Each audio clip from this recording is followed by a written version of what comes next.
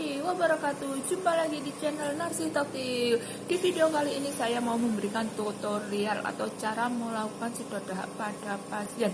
Tapi sebelum video ini saya lanjutkan, silahkan buat kalian yang belum subscribe dulu, dan jangan lupa nyalakan loncengnya agar kalian tahu kalau ada video baru dan langsung muncul di notifikasi kalian. Oke. Sebelum saya praktekkan bagaimana cara melakukan sedot dahak, kalian juga harus tahu ya ukuran ini sedotan yang buat nyedot dahak. Ini ada yang saya punya ada 3 ya. Ini warna hijau. Ini ukurannya 14. Ini ukuran 14. Ini lebih gede ya. Ini diameternya lebih besar. Ini lebih besar. Ini biasanya aku untuk nyedot yang dahaknya itu kental banget ya, batuknya itu agak parah gitu, batuk parah dan dahaknya banyak dan kental, warnanya agak kuning kental gitu, kayak keijo-ijoan ya, kayak nanah gitu. Terus yang kedua adalah warnanya ini, warnanya putih. Ini ukurannya 12 inch, warnanya putih. Ini diameternya juga agak kecil ya, agak halus gitu. Aku sering menggunakan ini karena paling sering aku gunakan tiap hari ya, menggunakan yang ini karena ini pasien aku dahaknya nggak begitu kental tapi banyak putih, cuman kayak ingus aja itu tapi nggak kental ya, jadi aku pakai ini. Kalau yang warna hitam ini lebih kecil lagi. Kalau yang warna hitam ini lebih kecil lagi, ukurannya 10. Ini ukurannya 10. Panjangnya 50 cm, panjangnya 50 cm, 10 inci ya, 10 inci. Ini sangat lembut, sangat halus ini kecil, ini ukurannya kecil banget ya, diameternya sangat kecil. Dan saat melakukan sedot dahak ini harus steril, harus bersih ya. Dan sebelum sedot dahak pasien juga tepuk punggung. Tapi kalau tepuk punggung saya biasanya sebelum sedot dahak saya lakukan tepuk punggungnya sebelum minum susu. Tapi kalau keadaan perut kenyang saya tidak melakukan tepuk punggung. Misalnya setelah minum susu ini ya, setelah minum susu itu banyak banget dahaknya, saya tidak melakukan tepuk punggung. Tapi setelah 1 jam minum susu baru saya lakukan sedot dahak. Tapi kalau saya nyedot dahaknya sebelum minum susu atau sesudah tapi jaraknya panjang banget, saya lakukan sedot dahak dulu, baru saya lakukan tepuk punggung dulu, baru sedot dahak. Dan biasanya ini kalau sedot dahak itu ada yang lewat hidung dan lewat mulut ya. Tapi kalau sedot dahak lewat hidung itu lebih bersih. Nah, jadi hidung dulu baru lewat mulut gitu. Jadi gitu ya. Memang sangat usufu.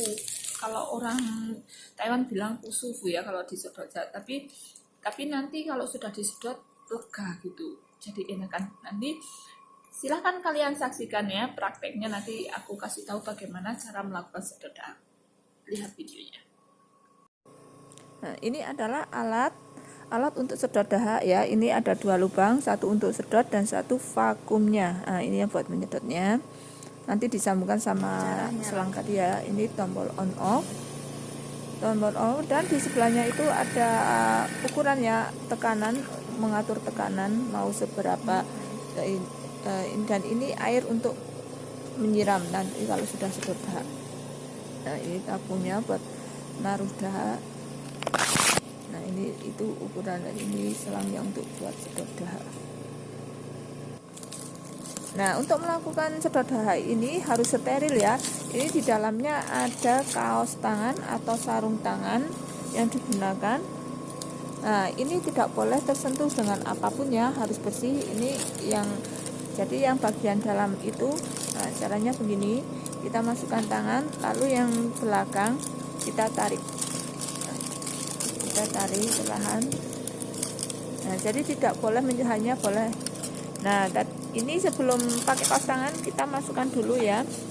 Kita masukkan dulu, baru menggunakan kaos tangan. Caranya seperti tadi. Ingat ya, masukkan selangnya dulu baru pakai kaos tangan. Nah, ini tidak boleh tersentuh apapun, harus bersih, steril, dan karena nanti kan masuk ke hidung, jadi harus bersih, nggak boleh kotor. Jadi ini udah nyalakan mesin, dan kita pelan-pelan masukkan ke hidung. Kita pelan-pelan masukkan ke hidungnya. Nah, kita pelan-pelan masukkan ke hidung. Nanti kalau sudah masuk dan pasien sudah batuk itu kan dahaknya keluar. Nah, kita sedot pakai tangan kiri, yang jempol itu kita menekan-nekan ya untuk menyedot. Nah, kita batuk dahaknya keluar, kita langsung tekan itu yang putih itu. Nah, kita tekan seperti itu ya. Dan melakukan sedot dahak itu tidak boleh terlalu lama ya, karena bisa membahayakan pasien. Dan dalam keadaan kenyang tidak boleh disedot dahak karena bisa muntah. Jadi setelah minum susu 1 jam kemudian baru boleh sedot dahak. Ini itu kental ya itu. Nah, kalau dahaknya sudah keluar kita sedot gitu seterusnya seperti itu ya. Ingat harus steril, itu kaos tangan itu enggak boleh tersentuh kotoran apapun ya. Nah, setelah hidung sudah baru ke mulut. Tadi cara melakukan sedot dahak, tapi harus hati-hati ya melakukan sedot dahak, karena kalau dalam keadaan kenyang tidak boleh disedot ya. Jadi kadang ada yang agak macet-macet, kalau pas sedot dahak itu agak macet gitu ya, kadang nyangkut gitu agak susah gitu. Jadi buat kalian yang seprofesi dengan saya bekerja di sini dan melakukan sedot dahak, Ciayu. Bye bye, terima kasih.